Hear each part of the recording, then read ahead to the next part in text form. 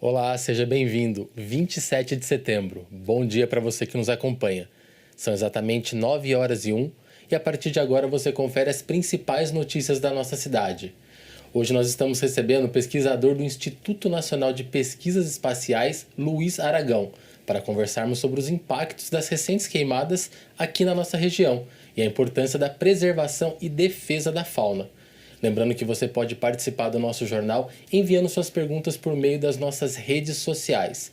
Elas serão respondidas no segundo bloco. Olá, Luiz, bom dia. Tudo bem? Seja muito bem-vindo. Bom dia, tudo bem? É um prazer estar aqui. Muito obrigado. Prazer é nosso. Luiz, a gente sabe que todo ano aí com o ar mais seco, né, a questão do inverno, a gente tende a ter mais ocorrências de queimadas no país. Mas esse ano parece que a situação está fugindo um pouquinho mais do controle, né? Com certeza, esse ano nós temos, né, essas queimadas ocorrendo agora na estação seca, mas elas se intensificaram devido a uma seca que vem ocorrendo desde o ano de 2023, somada às temperaturas em cima do continente que estão 2 graus mais elevados do que a média, e a população e as pessoas continuam utilizando o fogo para o manejo de áreas já abertas. Esse fogo, então, nas condições de seca e calor, tende a se espalhar e sair do controle, gerando essas queimadas, né, que nós estamos vendo atualmente. E como que está a questão dos incêndios mais próximo aqui da nossa região? Bom, esse ano o país todo tem queimado bastante, né? No Brasil como um todo temos mais de 200 mil focos de calor.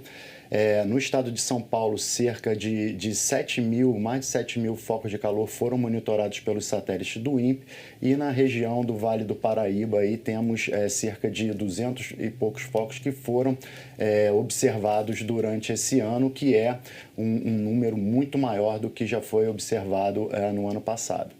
Certo, você falou da questão do clima, da temperatura, né? Como que ela influencia justamente nesse tipo de situação? O fogo, ele depende de alguns fatores, né? O fator climático, você tem o combustível, que são as vegetações naturais, né? As florestas, e as fontes de ignição, que são, no Brasil, praticamente 100% são causadas pelo homem. Num clima mais seco, né, como a gente vê desde 2023, passando para 2024, você tem um ressecamento da vegetação. O solo não recarrega, então a vegetação ela continua seca, atingindo esse período seco com menos água do que o habitual, e a partir do momento que se tem essa ignição humana, esse combustível seco permite com que o fogo se espalhe, né, e entre na vegetação humana, na parte da vegetação natural. Tem um problema fundamental que é a fragmentação da paisagem. Então, você tem muitas áreas já abertas perto das áreas naturais. E com isso, você tem as bordas florestais que permitem com que o fogo ele adentre essas áreas naturais, devido às condições também muito mais secas nessas regiões de contato entre as áreas abertas e as florestas.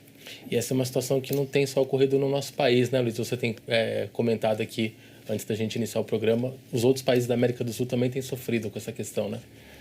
É uma questão praticamente generalizada, até em termos globais, né? Temos outros países como Portugal, né, sofrendo atualmente com as queimadas, mas na América do Sul, em particular, nós temos o Brasil tendo o maior número de focos de calor detectados durante esse ano, mas temos países, por exemplo, como a Bolívia, como o Paraguai, Peru, Colômbia, Venezuela, todos esses países sofrendo com as queimadas extensivamente afetando seus ambientes naturais.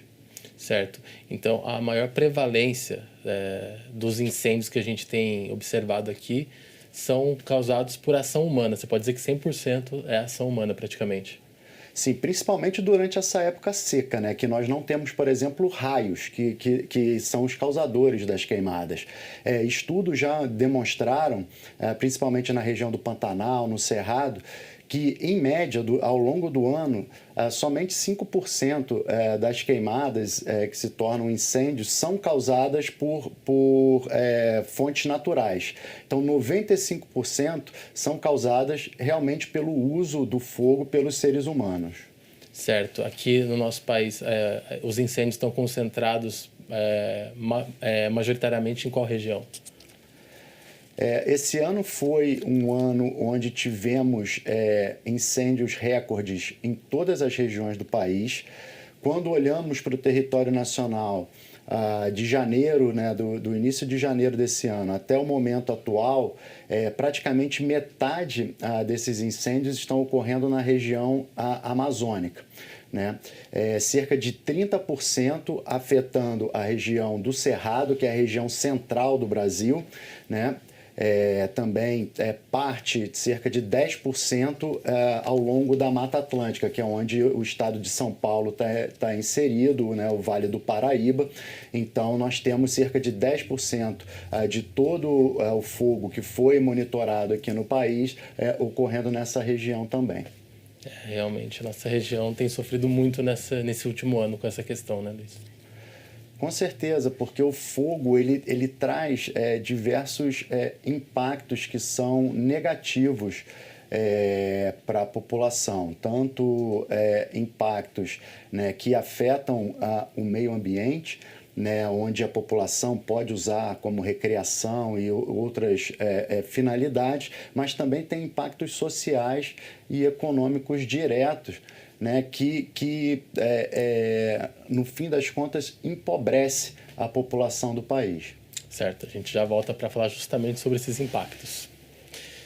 Algumas empresas de Jacareí receberam uma homenagem durante o ato solene realizado no plenário do Legislativo na entrega do selo Empresa Amiga da Pessoa com Deficiência. Veja a reportagem. A Câmara Municipal de Jacareí realizou o ato solene da entrega do selo Empresa Amiga da Pessoa com Deficiência. A cerimônia ocorreu durante a 29ª sessão ordinária. O projeto original foi aprovado em 2020 e contempla estabelecimentos que têm serviços prestados às PCDs. Um dos ganhadores do prêmio se disse honrado com a congratulação. A gente tem alguns projetos como contratação, né, de pessoas com deficiência. Isso é só um reconhecimento. E a gente agradece pelo reconhecimento. É muito importante para a empresa, né? É mais um selo que atesta o DNA nosso. Isso aí está no nosso DNA, a inclusão de pessoas com deficiência. Ter projetos comprovados de atenção às pessoas com deficiência é um dos requisitos para que a empresa leve o selo do Poder Legislativo. As corporações escolhidas apoiam e dão oportunidades às PCDs. Para o secretário interino de Desenvolvimento Econômico, o evento simboliza um marco a estes estabelecimentos comerciais de Jacareí. É importante esse tipo de reconhecimento, esse tipo de premiação, porque já é difícil para as empresas atender todas as normas, todas as legislações em que são impostas e ainda cuidar dos seus negócios. O trabalho do poder público, mais especificamente da Secretaria de Desenvolvimento Econômico, é fazer essa interface, de modo que estimule eles a atenderem essas cotas e avancem nessas políticas de inclusão social, mas também que tenham sucesso nos seus empreendimentos. Então é muito bom esses selos, essas certificações, para que isso vire política social da empresa também, né? As empresas Atacadão e Tenda foram as que receberam a honraria do Poder Legislativo. Segundo o gerente de uma delas, ter projetos voltados às pessoas com deficiência é muito importante devido a todo o processo de inclusão que estas atividades fazem. É muito importante, acho que não só para a empresa, mas acho que para todo mundo, né? Para todos, né? Para a família, para a empresa também, eles prestam um serviço ótimo. Além deles terem, vamos lá, suas limitações, mas todos eles prestam um serviço com excelência. Então, são pessoas como outro funcionário qualquer para a gente trata isso como inclusão mesmo. Excelente iniciativa.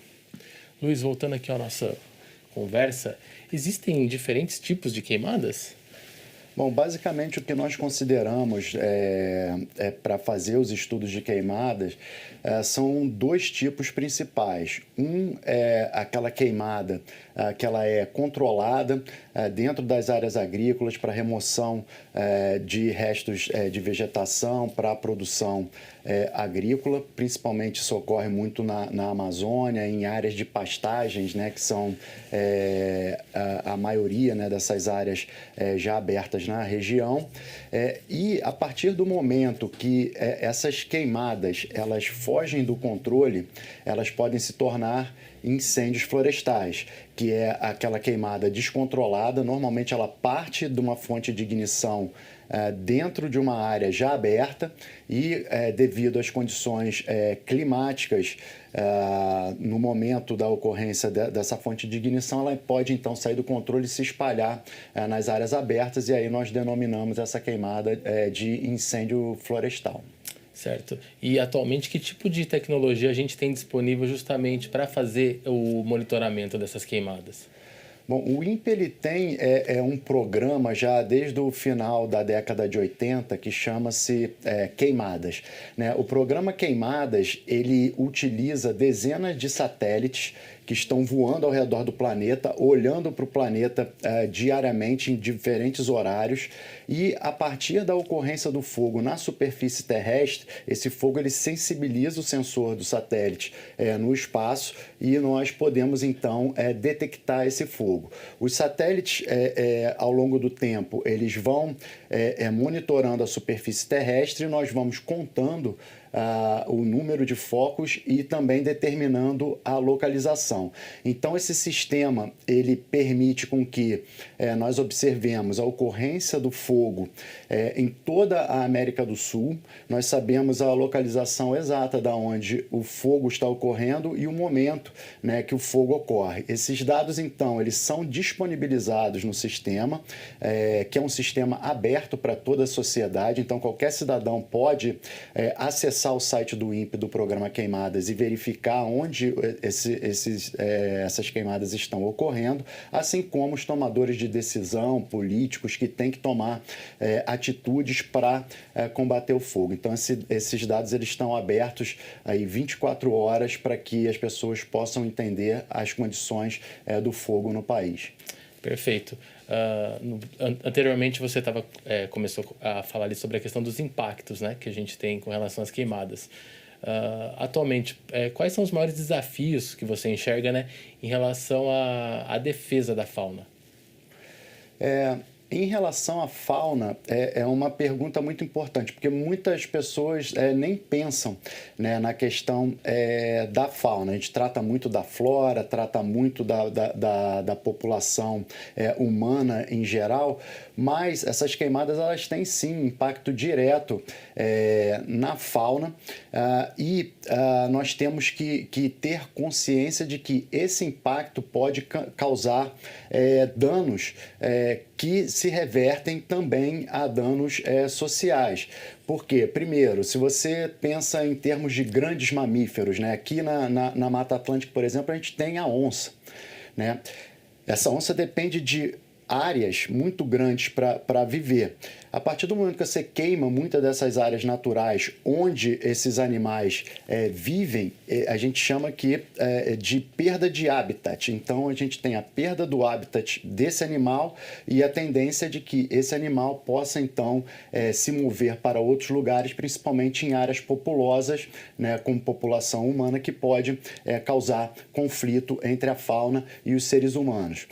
Outro exemplo que eu acho que é interessante é a questão, por exemplo, queima de áreas onde você tem áreas úmidas com anfíbios, por exemplo, sapos.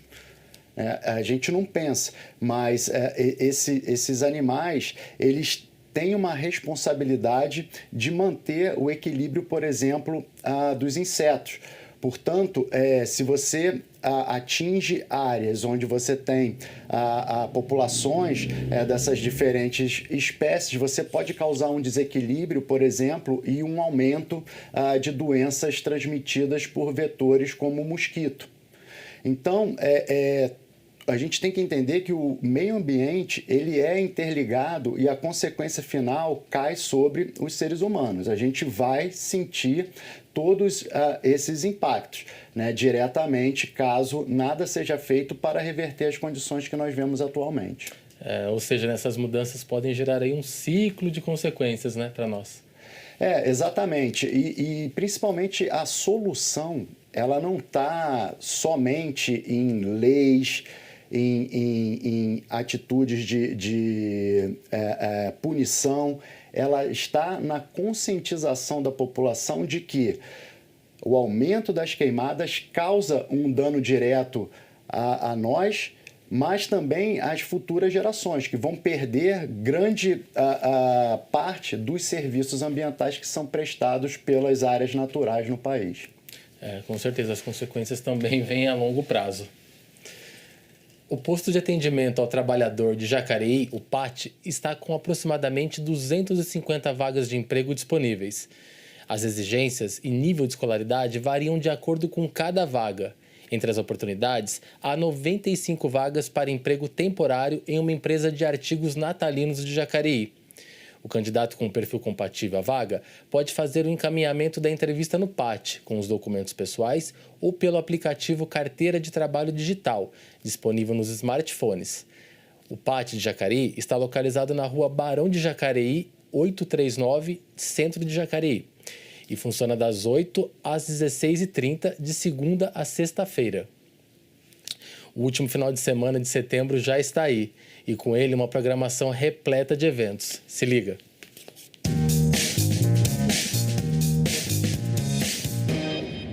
E aí, galera, o fim de setembro já está próximo, mas a programação para o último final de semana do mês continua a todo vapor.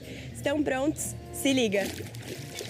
O projeto chamado Mostra Cine SESI São Paulo no Mundo ainda está rolando e nesta sexta-feira, dia 27, às 19 horas, o SESI de Jacareí exibirá o filme O Último Ônibus, com classificação indicativa de 12 anos. O drama conta a história de um viúvo de 90 anos que sai sozinho em uma aventura épica rumo à sua antiga casa. Durante sua jornada, ele enfrentará muitos obstáculos e conhecerá um novo mundo.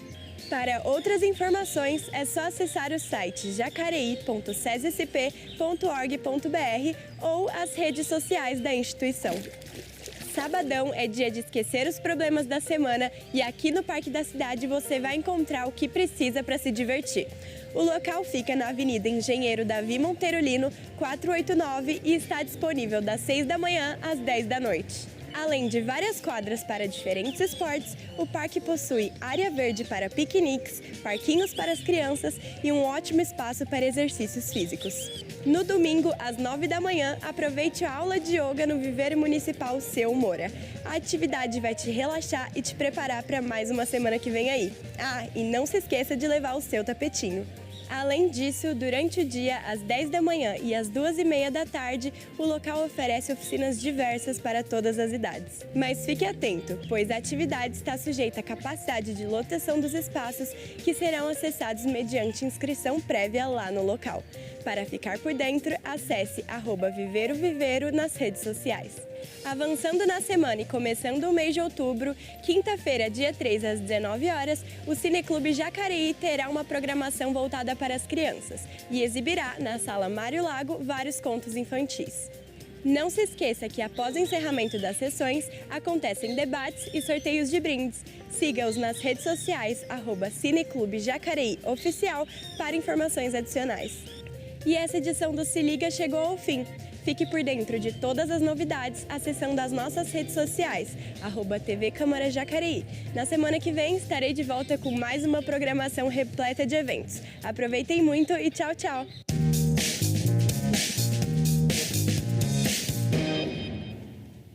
Muito bom. Luiz, esse ano o país bateu recorde na emissão de CO2. Como que isso impacta a nossa vida? A questão das emissões de CO2 é muito importante, porque, primeiro, o mundo como um todo está num caminho de tentar reduzir as emissões de CO2, porque o CO2 é o principal gás de efeito estufa causador do aquecimento global. E o aquecimento global, como a maioria de vocês sabem, causa diversos danos à população do planeta. Aumento do nível do mar, aumento de temperatura, possibilidade de perda de safras, aumento de eventos extremos como enchentes e secas. Então, a ideia é de que nós tentemos reduzir essas emissões. No Brasil, temos diversas iniciativas, né? Inclusive são ações de responsabilidade global, né? Junto à ONU, por exemplo, que o Brasil se comprometeu a reduzir as suas emissões de carbono. E aí nós temos esses eventos de queimada atualmente que tendem a aumentar as emissões, inclusive batendo recordes. No Brasil, cerca de 50% das emissões de carbono vem do setor que a gente chama de mudança de uso da terra, que é essa parte do desmatamento, queimadas, etc. É um país que está numa posição, eu diria, uma das mais confortáveis no mundo. Por quê? Porque enquanto os países têm uma emissão de carbono relacionada à indústria, né, que é difícil você diminuir, o Brasil está relacionado a desmatamento e principalmente desmatamento ilegal, que você consegue, então, combater com leis e com policiamento, né, e punição desses criminosos. Então, a gente teria como, né, o Brasil tem como reduzir as emissões de carbono muito rapidamente caso consigamos uma estratégia, né, de redução do desmatamento nacional. As consequências dessas emissões para o país, elas são basicamente uma intensificação das mudanças climáticas globais que nós estamos vendo nos atingir diretamente, como as secas desse ano, com temperaturas altíssimas, elevadíssimas, que a gente percebe na pele, no próprio inverno aqui na nossa região. Sim. Nós vemos os eventos extremos no sul do país e ocorrendo em diversos lugares, com enchentes também. Então, tudo isso causa danos econômicos diretos à população. Certo. E de que forma a população pode proteger sua saúde durante esse período de poluição excessiva? Isso é bastante complicado porque o que você tem que fazer é se isolar, né? Se fechar dentro de uma sala com um ar-condicionado, com um filtro de preferência que consiga limpar esse ar, não se expor tanto a essa fumaça. Só que é uma recomendação que na verdade, para mim, não faz muito sentido, porque a maioria da população brasileira não tem condições de estar num lugar com todo esse conforto para se proteger. Portanto, o que deve ser feito é realmente reduzir o uso do fogo e alertar a população de que o fogo não é mais aceitável nas condições climáticas do mundo atual. Certo. Nesse ano, Luiz, a gente teve o início, né, do Laninha. Você acha que ele pode influenciar de alguma maneira para os próximos meses e até para 2025? Provavelmente o efeito do Laninha, que é um esfriamento do Oceano Pacífico tropical, a redução das temperaturas do Oceano Pacífico tropical, tende a aumentar a pluviosidade, aumentar as chuvas em diversas regiões do país. Então, o Laninha ainda não está consolidado, mas caso ele se intensifique ao longo do ano, provavelmente para 2025, a gente tende a ter um clima mais úmido com a redução das temperaturas, das secas e provavelmente também do número de focos de queimada e incêndios que nós estamos vendo para o ano de 2025 principalmente. 2024 eu acho que já tivemos o resultado do El Niño. Entendi, perfeito. Luiz, a gente precisa fazer uma breve pausa e já volta. Nós vamos para um rápido intervalo. No próximo bloco você confere mais notícias sobre a cidade. A gente volta já.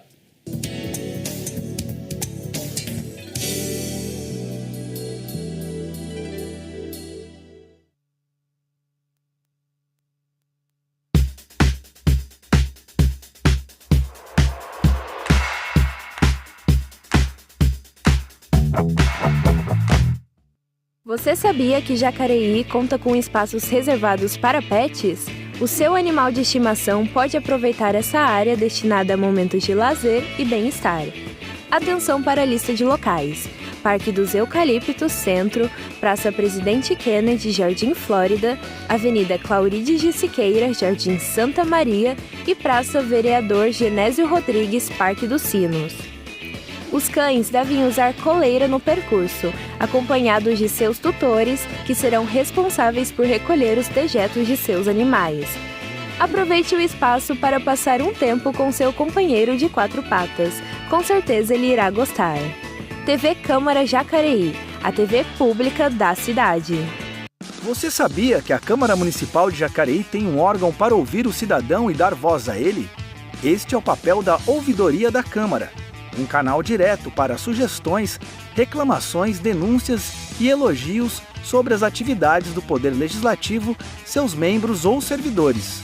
Você pode entrar em contato pelo e-mail ouvidoria.câmara@jacareí.sp.leg.br, pelo telefone 3955-2241 ou presencialmente na Câmara Municipal de Jacareí, na Praça dos Três Poderes, número 74.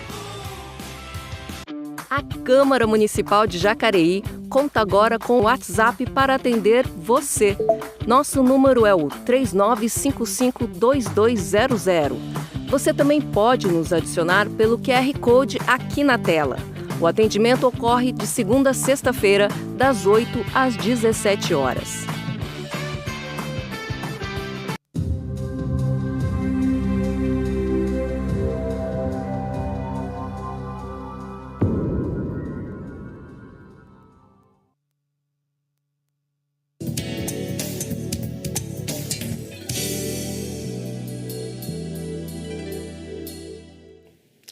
Estamos de volta e a gente continua nossa conversa com o pesquisador do INPE, Luiz Eduardo Oliveira, sobre os impactos das recentes queimadas aqui na nossa região. Luiz, qual que é o bioma do país que está sendo mais afetado por essas queimadas? De acordo com os dados que nós temos no INPE, do nosso monitoramento, metade do fogo que ocorre no país ocorre na região amazônica e 30%, né, na região do Cerrado brasileiro. Então, a Amazônia é o ambiente, né, nós chamamos de bioma, mais afetado por essas queimadas. E o mais preocupante é de que a Amazônia é um ambiente que não é adaptado às queimadas. As queimadas elas chegaram na Amazônia devido ao processo de colonização, onde as pessoas, abrindo as áreas e colocando fogo, permitiram com que o fogo se tornasse, então, uma ferramenta de manejo dessas áreas abertas. E com as mudanças climáticas globais, altas temperaturas e as secas que ocorrem na região, esse fogo tem se tornado cada vez mais normal. Então, nós temos sempre, nos últimos anos, a Amazônia sendo o bioma com maior número de queimadas registradas no país. Certo. E existe o risco de alguma espécie de determinado local ali da Amazônia ser extinta por essas queimadas? A questão da extinção de espécies, ela é crítica em ambientes onde você tem as espécies que nós chamamos de endêmicas, que são espécies que só ocorrem naquela região. Por exemplo, o Cerrado tem várias espécies endêmicas, mas na Amazônia nós temos a questão das espécies que são utilizadas para a geração de bens econômicos para as populações. Nós temos, por exemplo, as castanheiras, nós temos, por exemplo, o açaí, que não só muito valorizado no país, mas valorizado no exterior, né? Nós temos as seringueiras, que são utilizadas para a geração da borracha. Essas espécies, por exemplo, elas são fonte de renda para diversas populações locais. Uma vez que você tem incêndios que entrem nessas áreas, você pode causar danos a essas espécies que vão influenciar no potencial bioeconômico da região, que é o que nós buscamos para o futuro, usar a diversidade amazônica para o desenvolvimento de uma bioeconomia nacional forte. E o Brasil é o país mais bem posicionado para isso. Perfeito. E a questão hídrica, Luiz, como que fica? Então, a questão hídrica ela é outro problema, porque nós temos que manter a segurança hídrica nacional, porque não só dependemos da água para beber, né, para utilização em diferentes atividades, mas a matriz energética brasileira ela é basicamente focada em energia hídrica. Então, uma vez que as áreas naturais são desmatadas ou queimadas, elas perdem essa função de reciclar a água. Nós sabemos, por exemplo, das questões dos rios voadores, né, que são aquelas massas de umidade que vêm da Amazônia e alimentam, por exemplo, o centro-oeste e o sul do país com umidade. Uma vez perdendo essas áreas naturais, você não tem o poder de bombeamento dessa umidade ao longo desse trajeto. E aí você tende a colocar em risco a disponibilidade de água, não só para o consumo humano, mas também para o provimento de energia para o país. Entendi. Luiz, cerca de 70% da vegetação nativa foi destruída nesses incêndios florestais aqui no Brasil. De que forma ela pode se restabelecer agora? A vegetação nativa, dependendo do local, quando é atingida, parte dela tem o potencial de recuperação, principalmente em áreas que são adaptadas ao fogo, né? Podemos citar, por exemplo, as áreas do Cerrado brasileiro, que são áreas secas que possuem historicamente a ocorrência de fogo e evoluíram, né, junto com a ocorrência do fogo. Então, essa vegetação ela consegue se restabelecer, principalmente se é uma vegetação mais rasteira e tal, que tem uma dinâmica mais rápida. O problema dos incêndios ocorre quando ele atinge áreas que não estão adaptadas ao fogo. Por exemplo, Mata Atlântica, Floresta Amazônica, né? Porque nossos estudos mostram que os incêndios que avançam sobre a floresta amazônica podem causar danos que não são recuperados em mais de 30 anos. Né? As florestas, por exemplo, que são afetadas pelo fogo na Amazônia, possuem uma biomassa, que é a quantidade ao peso da floresta, 25% menor depois de 30 anos atingida pelo fogo e não conseguem se recuperar. Então, a gente tem essa problemática relacionada ao carbono, né, que a biomassa possui, o carbono, né, em sua composição, e também relacionada à biodiversidade, que aí você tem muita perda de algumas espécies que são críticas para o funcionamento do ecossistema. De fato, realmente é muito tempo para recuperação. Bom, neste sábado, a Vigilância de Zoonoses realizará a aplicação da vacina antirrábica em cães e gatos. O imunizante será aplicado sem necessidade de agendamento. Os moradores de Jacareí podem levar seus pets das 9 ao meio-dia no Jardim Siesta, Avenida Japão, número 333, que é a avenida do Trianon Clube. Desde 2022, uma nova lei permite a alteração do nome de nascimento sem a necessidade de abertura de processo judicial. Com a documentação necessária, a mudança pode ser feita diretamente no cartório de registro civil em poucos dias. Veja como funciona na reportagem. Antigamente, mudar de nome exigia paciência, com várias etapas burocráticas no caminho. Agora, o processo se tornou tão simples quanto comparecer ao cartório. E foi exatamente isso que fez o Ralph, ou melhor, o Zalik. Eu sempre tive a vontade de mudar a grafia do meu nome, né? Mas aquela coisa assim, era demorado, teria que ser judicial, né? Então acabava desanimando dessa parte. Mas quando veio a possibilidade de mudar o nome, todo o nome, eu acabei tanto alterando a grafia do meu nome e incluindo um novo nome, virando um nome composto, que ficou Zalik Ralph, né? Que eu gostei bastante dessa possibilidade. O universo dos games foi a inspiração para a escolha do novo nome. Como eu jogo jogos online, eu acabei usando meu nome, que era Zalik, né? E acabei conhecendo pessoas por causa dos jogos e conhecendo vários amigos. E fiquei muito feliz de poder ser chamado por esse nome em qualquer lugar, sendo que não só pelos amigos do jogo. Desde 2022, uma lei permite que qualquer cidadão maior de 18 anos altere o primeiro nome, acrescente ou retire o sobrenome, independentemente do motivo. O procedimento é muito simples, é vir ao cartório com o seu documento de identidade para a gente saber quem é você e solicitar essa alteração. E a lei pede para que traga quase todos os documentos pessoais, o RG, CPF, título de eleitor, CNH, passaporte, se tiver. E também vai fazer uma análise de se a pessoa tem pendências na justiça ou nos tabelionatos de protesto. Então vai também pegar certidões negativas dessa pessoa para saber que ela não está querendo fugir de suas responsabilidades, né? Mesmo que a pessoa tenha dívidas ou processos judiciais, a mudança ainda pode ser solicitada. Mas vale lembrar, a alteração de nome feita no cartório só é realizada uma única vez. Após a troca, é necessário atualizar os documentos em outras instituições. Cabe à pessoa que mudou de nome alterar os seus outros documentos pessoais, né, comparecer aos outros órgãos para fazer essa solicitação, né? O cartório tem um sistema interligado que ele comunica o título de eleitor, comunica a Receita Federal, a gente faz as comunicações.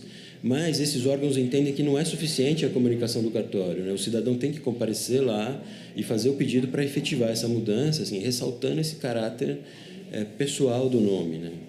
Então, eles não mudam o nome sem o consentimento da pessoa, né? Sem ela participar do processo, até para ela também retirar e receber o seu documento atualizado. Em Jacareí, a mudança de nome no cartório leva 5 dias úteis e o valor do processo é de R$ 185. Bom, voltamos para continuar nossa conversa com o pesquisador do INPE, Luiz Aragão. São Paulo já contabilizou um prejuízo aí de mais de 2 bilhões de reais. Eu queria que você falasse um pouquinho sobre essa questão dos impactos econômicos das queimadas.